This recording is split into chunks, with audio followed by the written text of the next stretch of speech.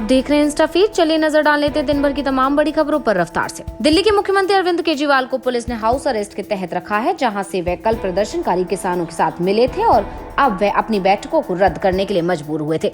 सत्तारूढ़ आम आदमी पार्टी ने आज सुबह आरोप लगाया कि दिल्ली पुलिस ने आरोप से इनकार किया है। आपने यह भी आरोप लगाया कि केंद्र सरकार के नए कृषि कानूनों का विरोध कर रहे किसानी द्वारा बुलाए गए भारत बंद के कारण मुख्यमंत्री को जानबूझकर रोक दिया गया। भारत बंद के बीच दिल्ली मेरठ राजमार्ग को आज 4 घंटे से अधिक समय तक अवरुद्ध कर दिया गया। नए कृषि कानून के खिलाफ देशव्यापी बंद है और परिवहन सेवाओं और दुकानों, विशेष रूप से फल और सब्जियां बेचने वाले कुछ राज्यों से प्रभावित हुए थे। दिल्ली और हरियाणा में पुलिस जहां भी बड़ी संख्या में किसानों ने पुलिस बैरिकेड्स के बीच कैंप लगाया और ट्रैफिक एडवाइजरी जारी की है। विवादास्पद नए कृषि कानून का विरोध करने के लिए किसानों के संगठन मंगलवार को भारत बंद का अवलोकन कर रहे हैं, जिसमें कई व्यापार और परिवहन सहयोग का समर्थन कर रहे हैं और लगभग सभी विपक्षी दल भी अपनी मांगों के समर्थन में हैं। किसान नेताओं ने कहा कि उनकी हड़ताल शांतिपूर्ण रहेगी और भारत बंद के कारण कोई भी दुकानें और प्रतिष्ठान जबरन बंद नहीं किए जाएंगे।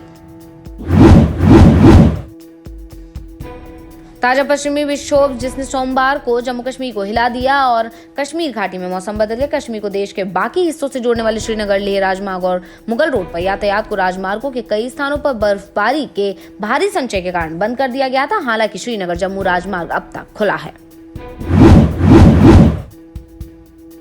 जो बाइडेन ने सोमवार को स्वास्थ्य और मानव सेवाओं के सचिव के लिए कैलिफोर्निया के अटॉर्नी जनरल जेवियर बेसेरा को चुना, जो उनके प्रशासन के शीर्ष अधिकारियों में से एक हैं, जो कोरोना वायरस कोविड से लड़ने के लिए 19 महामारी के खिलाफ काम करेंगे। नेपाल और चीन ने मंगलवार को संयुक्त रूप से माउंट एवरेस्ट की नव मापा ऊंचाई 8,848.86 मीटर की घोषणा की। नेपाल और चीन द्वारा घोषित नई ऊंचाई का मतलब है कि माउंट एवरेस्ट प्लेनेट अर्थ पर सबसे ऊंचा पर्वत बना हुआ है।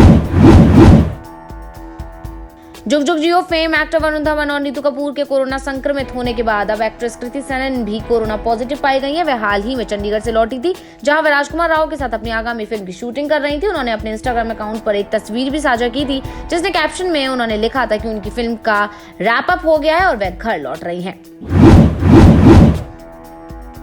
शेयरबाजार ने मंगलवार को एक नया रिकॉर्ड कायम किया। बॉम्बे स्टॉक एक्सचेंज का सेंसेक्स सुबह 142 अंकों की तेजी के साथ 45,586 पर खुला है।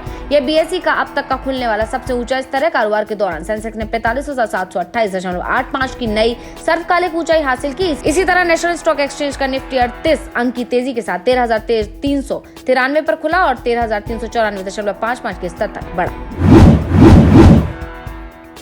भारत में जानलेवा कोरोना वायरस के मामलों की संख्या आज 97 लाख के पार पहुंच गई है। देश में पिछले 24 घंटों में कोरोना वायरस के 26,567 नए मामले सामने आए हैं। पिछले दिनों 385 लोगों की मौत हो गई। स्वास्थ्य और परिवार कल्याण मंत्रालय ने बताया कि 27 राज्यों और केंद्र शासित प्रदेशों में कोरोना वायरस के 15,000 से कम सक्रिय मामले मिले हैं। देश दुनिया की ऐसी अहम खबरों के लिए देखते रहिए इंस्टा फीड।